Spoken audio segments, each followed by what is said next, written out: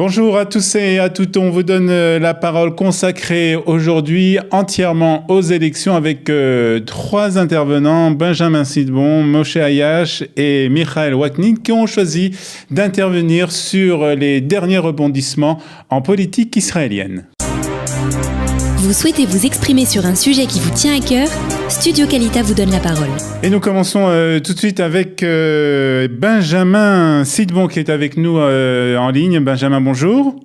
Boker Tov. Merci d'être avec nous ce matin sur Studio Kalita pour réagir donc à cette, on va dire, actualité politique et électorale très intense en Israël avec le départ de Benjamin Netanyahu, on n'en est pas là encore, le départ de Naftali Bennett et Ayelet Shaked du parti Abayit Yehudi.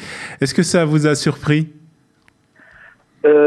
D'un côté oui, mais d'un autre côté c'est vrai que faut pas oublier à la base en fait que le Bayit Yehudi il est formé de deux parties, du Bayit Yehudi et du Ichud Leumi. Oui. C'est-à-dire que aujourd'hui pendant que ces deux personnes sont sorties du Bayit Yehudi, 80% de ce qui reste, que ce soit au niveau du roi de l'esprit et même de l'esprit et des personnes qui restent concrètement dans le parti Bayit Yehudi, c'est en fait du Ichud Leumi. Donc je pense qui penche beaucoup plus sur la droite et du côté religieux que le Bayit Yehudi lui-même. En fait, ce que vous essayez de nous dire, c'est que Naftali Bennett et peut-être encore plus Ayelet Shaked n'avaient peut-être pas grand-chose à faire avec les membres du Ichud Leumi. C'est-à-dire que Ayelet Shaked, c'est quasiment sûr que non. C'était un peu un ovni, quoi. On voyait bien que c'était un peu un ovni, même si c'était bien, c'était beau, etc. Voilà, je dis pas un ovni dans le sens péjoratif, mais voilà. Mais Naftali Bennett, il a plus c'est vrai que lui, il est très populaire au niveau du public sioniste religieux parce qu'il a des méthodes aussi de communication qui sont vraiment, il est offensif. Ouais. Il fait beaucoup de bruit, etc. Mais d'une manière que les sionistes religieux apprécient, mais aujourd'hui modérément, puisque c'est vrai que concrètement, pour une personne qui était en cabinet de sécurité et à qui on a donné vraiment des postes, quoi. Ouais. On a vu quand même que ces actions étaient quand même assez limitées. Maintenant, par rapport à Ayelet Shaked... Un moment encore. Par rapport encore à Naftali Bennett, est-ce que vous avez l'impression que vous nous parliez de la popularité de Naftali Bennett, est-ce que vous avez l'impression qu'il a formé cette popularité sur le dos justement du sionisme religieux? Ça fait partie de lui, mais bon, moi concrètement, pour revenir plus sur le nouveau parti, je lui souhaite concrètement, comme vous savez, il y a même pas 2 mois, une bonne partie du Likoud a proposé à Ayelet Shaked de le rejoindre pour mener le Likoud. Ayelet Shaked aujourd'hui a beaucoup plus d'influence et a fait beaucoup plus et donnera beaucoup plus à l'État d'Israël que Naftali Bennett. Voilà. Tout le monde le sait. Tout le monde le sait. La préférence est vraiment du côté d'Ayelet Shaked, même par les sionistes religieux, parce que dans du Bayit Yehudi, elle a vraiment acquis, par la force vraiment de son travail, leur confiance. Et je souhaite, si Ayelet Shaked mène ce nouveau parti et que des bonnes, on va appeler ça des bonnes têtes, les rejoignent. Je pense à Yoav Gallant qui tend vraiment depuis quelques mois à sortir de Aleinu. Pas d'autres personnes. Je pense que ce parti peut-être pourrait faire quelque chose de bien. Mais pour revenir sur le Bayit Yehudi lui-même, ce qu'il en reste en tout cas, je souhaite aussi qu'à juste mesure, le parti Otzma Israël le rejoigne pour qu'il n'y ait pas vraiment une vraie éparpillement des voix, quoi. Otzma Israël, alors rappelez-nous, Otzma Israël, c'est le parti de Eli Yishai. Ouais, Eli Yishai, parce que c'est-à-dire qu'aujourd'hui, dans la carte politique israélienne, on appelle le Bayit Yehudi un parti d'extrême droite, mais parce que c'est ce qu'il y a de plus extrême aujourd'hui dans la Knesset, sauf si Baruch Marzel et Eli Yishai Ben Ali étaient aussi sur la carte politique, quoi, qui sont vraiment plus à droite. Mais je pense qu'aujourd'hui, de ce qui reste, donc justement du Yehoud Leumi, puisque le Yehoud Leumi est vraiment le gros de ce qui reste aujourd'hui du Bayt Yehoudi, je pense qu'il est vraiment très très proche, ses voix vraiment se jaugent avec celle de Otzma Israël, donc ce serait vraiment l'éparpillement de voix que de ne pas s'unir. Donc cette... Ce qui à prendre des risques, c'est qu'aucun des deux ne rentre dans en tant que dans le gouvernement. Le seuil. Donc en fait, ce que vous nous dites, c'est un peu cette division, cette scission au sein du Bayt Yehoudi, on va en fait redistribuer un peu les cartes, et en fait ça va peut-être être un peu plus clair, en tout cas au niveau politique. On sait exactement que Bayt Yehoudi maintenant c'est le sionisme religieux, avec des personnes comme des députés qui défendent Ariel, exactement, Ayelet Shaked et Bennett qui vont défendre une partie peut-être plus libérale. En tout cas, ça redistribue un peu, d'après vous, les cartes politiques pour ces prochaines élections.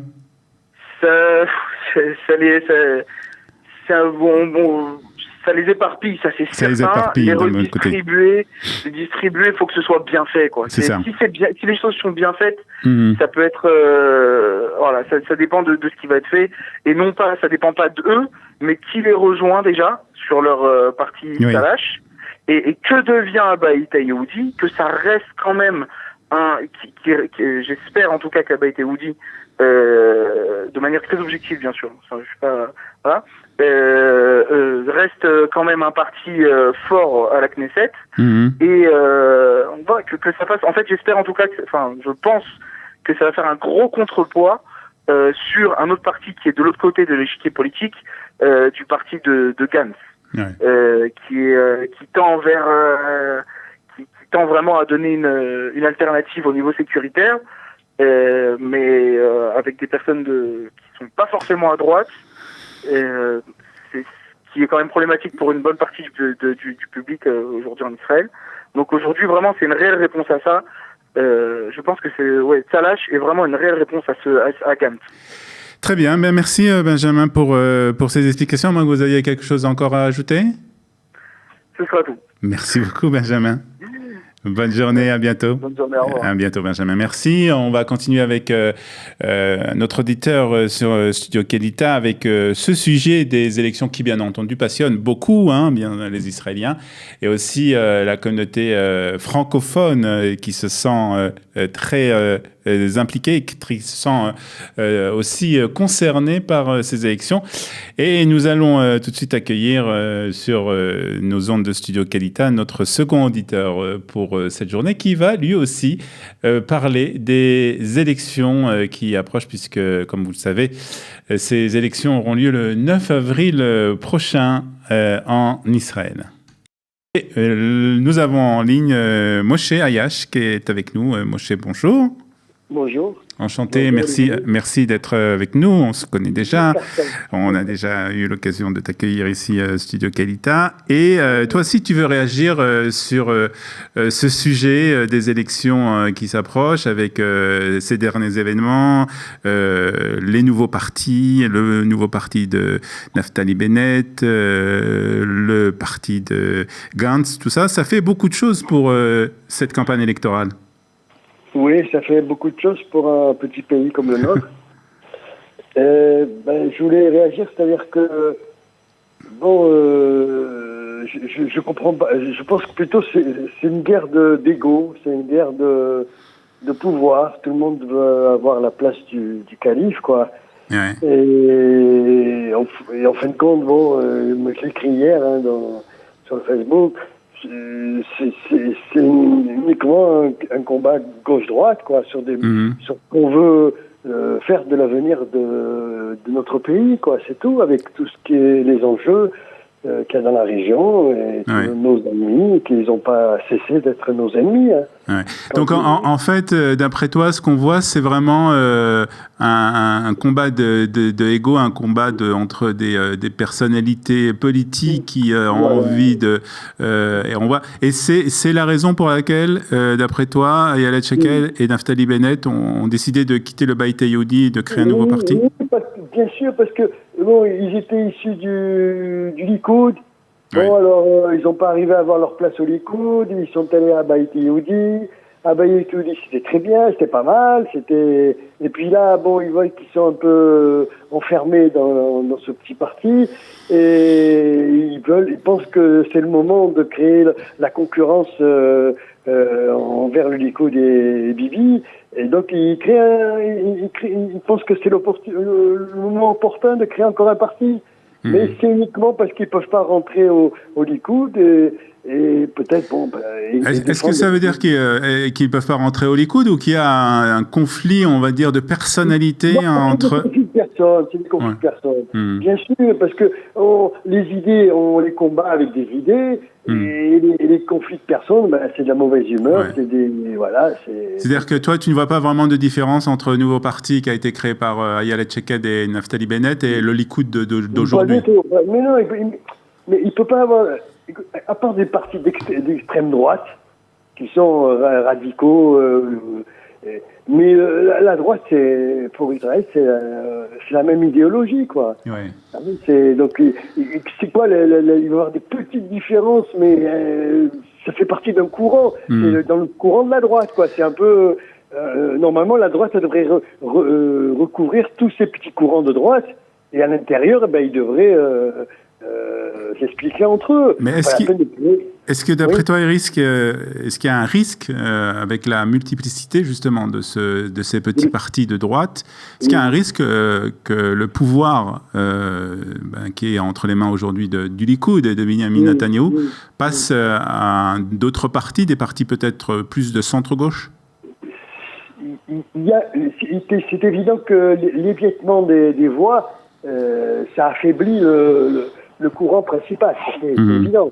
Mais dans le contexte actuel, il faut être sérieux, quoi. La gauche ne représente plus rien. Hein. Donc, il n'y a pas de programme, il n'y a pas d'idéologie. Ils sont restés bloqués dans les années 90, quoi, la gauche. Et ils ont pas compris que le monde a changé. Et donc la gauche ne représente rien. Le centre, c'est Lapide, il n'y a pas un grand avenir. Hein, et donc, il reste que le courant de droite nationaliste, quoi. C'est-à-dire que quand on parle de nationaliste, ça ne veut rien dire. C'est-à-dire, nationaliste, c'est qu'on se bat pour la continuité et la pérennité de l'État d'Israël pour le peuple juif, c'est tout, quoi. Et c'est tout. C'est pas quelque chose d'extraordinaire. Alors, c'est évident qu'on se défend. Tu n'es pas inquiet on entend que tu vas soutenir le Likoud. Ça, je pense que ça a été c'est clair dans tes propos. Est-ce que tu es quand même un peu inquiet par rapport à ces prochaines élections? Je suis pas trop inquiet, pas du tout. D'accord. Moi, je pense que les Israéliens, parce que là, on parle contre francophones, mais je pense que les Israéliens, eux, ils savent faire la différence. Et que Bibi, le travail qu'il a fait au niveau de l'extérieur, au niveau du pays, de l'image du pays, au niveau des relations internationales, même à l'intérieur du pays, il fait un travail énorme. Alors les gens, ils sont toujours en train de critiquer, c'est jamais bien, c'est jamais assez. Mais c'est toujours comme ça, c'est jamais bien, c'est jamais assez. Mais on peut pas... on va mettre qui à la place? Un aventurier, quelqu'un qui n'a aucune expérience, qui n'aura pas la stature internationale, qui va... C'est ça le problème. Le problème, c'est... Bon, il y en a, à droite, il y en a, c'est évident, qu'il y a Danny Danon, il y en a plein, il y a plein. Mais je pense de prendre quelqu'un de gauche, c'est impossible. C'est pas dans la logique du moment. Il n'y a pas à gauche un Rabin ou quelque chose comme ça, il n'y a pas ça. Hein. Donc, jouer... Moi, j'ai écrit, les élections, c'est pas un jeu. On a la chance de vivre dans une démocratie, on vote. Et on ne doit pas gâcher Ben oui, parce que si les gens ils s'amusent, bon cette fois-ci on va faire un peu à droite, un peu à gauche, un peu au centre, un peu. Mais c'est pas un jeu, parce que le résultat, on va en payer les conséquences. Oui. Et puis on n'est pas en Europe ici, on est en Orient. Donc les conséquences c'est toujours grave. Ouais. Voilà. Donc voilà, donc quand même, comme tu le dis, donc les élections c'est pas un jeu et pourtant on va se retrouver avec 13 à 14 partis. C'est dramatique. Formations. C'est dramatique. Ouais. Alors moi c'est le prix de la démocratie? Non, je ne crois pas. Je ne crois pas parce qu'en Amérique c'est une démocratie, il n'y a pas 50 partis. Voilà, donc non, moi je crois pas. Bon, c'est très bon la démocratie, c'est très la démocratie dirons juive quoi. C'est-à-dire tout le monde veut donner son mot et tout le monde il veut avoir sa place et on connaît ça dans la Torah, c'est la même chose. Oui. Hein. Mais oui, hein. Il suffit qu'on lise un peu nos parachiotes et on voit que même les gens ils voulaient tous remplacer Moshe Rabbeinu. Tout le monde veut prendre tout le monde veut avoir sa place. Alors c'est bien, tout le monde c'est normal, c'est louable, mais il y a des moments il faut un peu faire un peu de part des choses quoi. D'accord. Voilà. Très bien, Moshe, merci. Je suis confiant. Ouais. En tout cas, ça donne beaucoup. Franchement, ça serait une catastrophe. Moi, j'habite en Judée-Samarie. Hein. Oui. Donc, imaginez la gauche qui prend le pouvoir, qui demain matin, elle va commencer à avoir des envies de donner des morceaux et de nous faire évacuer. On est 700 000 ou 800 000 dans la Judée-Samarie. Ouais. Imaginez le déchirement.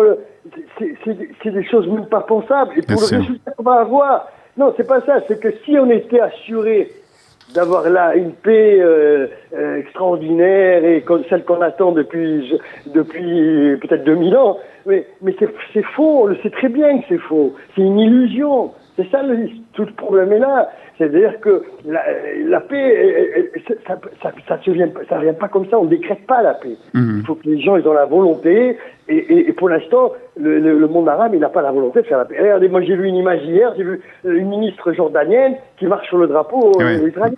On a vu cette image, bien sûr. Ouais, tout le monde a vu cette image. Alors, et puis voilà. Donc, j'ai vu un footballeur égyptien qui voulait pas qu'un footballeur arabe israélien rentre dans une équipe de Liverpool. Donc, on est dans un contexte où on peut pas jouer style on pense qu'à notre idée à nous et puis les autres on tient pas compte de leur idée. Non, la politique c'est réaliste, c'est-à-dire on est obligé de tenir compte des gens qui nous entourent et vouloir rêver comme certains, je lis à droite, comme ça à gauche. C'est un rêve, mais c'est un rêve dramatique pour ceux qui vont mourir, quoi. Ouais. Très bien. Merci Moshe. Merci beaucoup, Moshe. À bientôt. Bonne journée. À bientôt. Merci beaucoup. Et nous continuons avec Michal Waknin qui est avec nous en ligne. Michal, bonjour.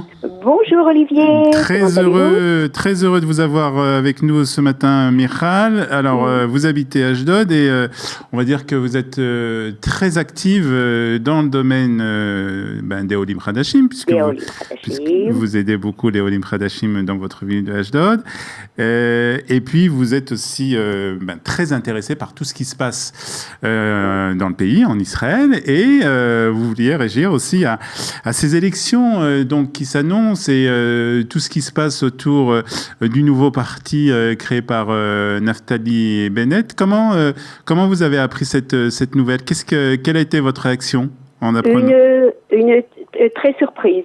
Parce que, et même j'étais un petit peu déjà très déçue parce que j'ai dit la droite va faire la même erreur qu'elles avaient fait en 1992 et qui a amené les accords d'Oslo. Alors, rappelez-nous, on va rappeler, on va faire un petit rappel en 92, donc au moment où la droite n'a pas su en fait s'unir et que Yitzhak Rabin est monté au pouvoir.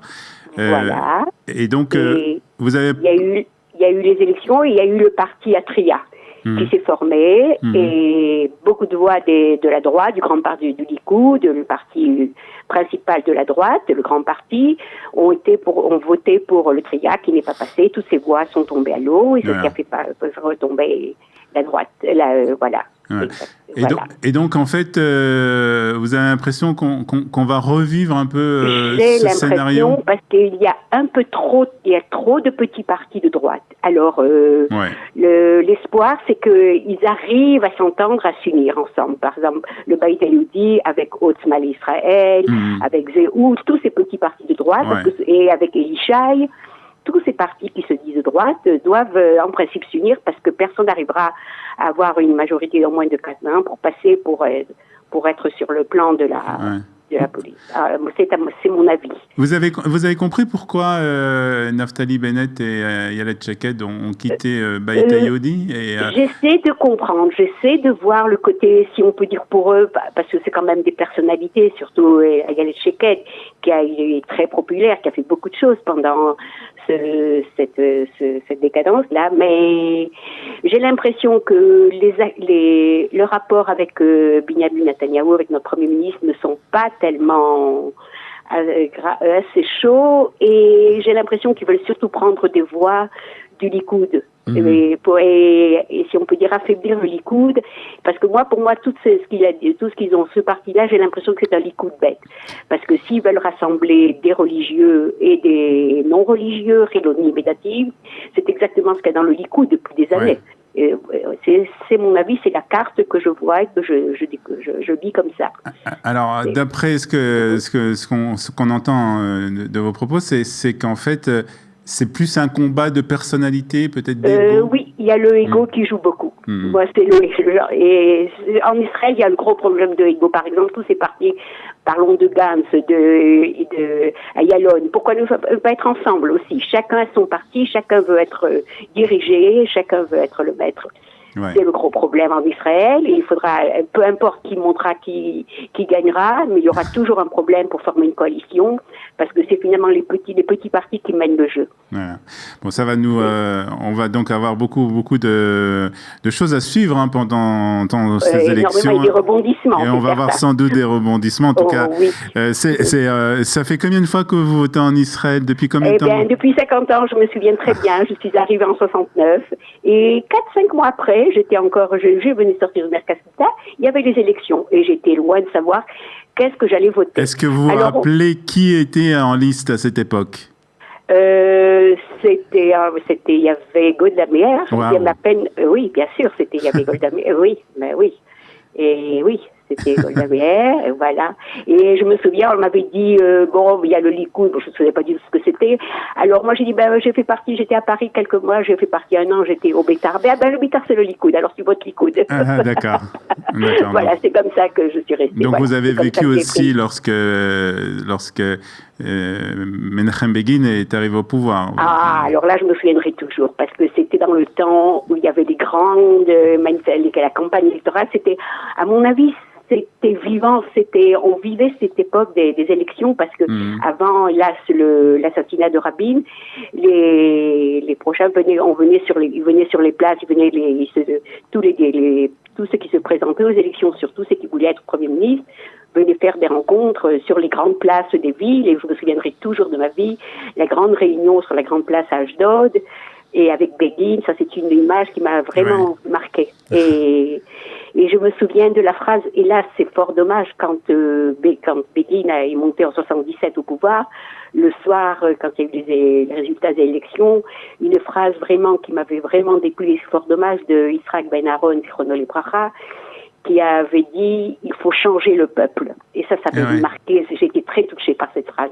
Je comprenais pas ce qu'il voulait dire, mais je comprends bien sûr. Mais c'était fort dommage. Alors que nous sommes finalement tous ensemble et nous avons tous le même but, c'est pour le bien du pays. Et voilà. Vous avez l'impression qu'il manque aussi, on terminera avec ça, est-ce que vous avez l'impression qu'il manque un peu d'unité aujourd'hui aussi au sein d'Israël, du peuple d'Israël? Oui. Nous sommes trop divisés.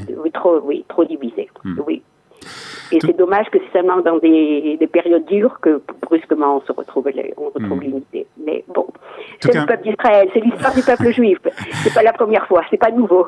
Merci Michal en tout cas d'avoir été avec nous et continuer votre beau travail que vous faites pour tous les Olim Hadashim. À bientôt, Michal. Merci beaucoup. Voilà, c'est ainsi que nous terminons cette émission de On vous donne la parole qui a été bien entendu consacrée aux élections. Je suppose qu'on aura l'occasion de reparler de ces élections puisque c'est un sujet qui passionne les Israéliens, mais aussi tous ceux qui vivent ici depuis quelques années ou quelques mois. Un sujet donc passionnant et qui aura encore, on le suppose, des rebondissements. Je vous rappelle que pour participer à cette émission, vous pouvez nous laisser un message au 050 430 80 20 ou bien nous contacter par notre site studiokalita.com ou encore par notre page Facebook Kalita. Voilà, merci de votre attention. On vous donne la parole. On se retrouve la semaine prochaine pour une nouvelle émission. Bonne semaine à tous. Bye bye. Vous souhaitez vous exprimer sur un sujet qui vous tient à cœur ? Studio Kalita vous donne la parole. Tous les mercredis, Olivier Granillic vous ouvre les portes de Studio Kalita pour une émission en toute liberté. On vous donne la parole, c'est tous les mercredis sur Studio Kalita.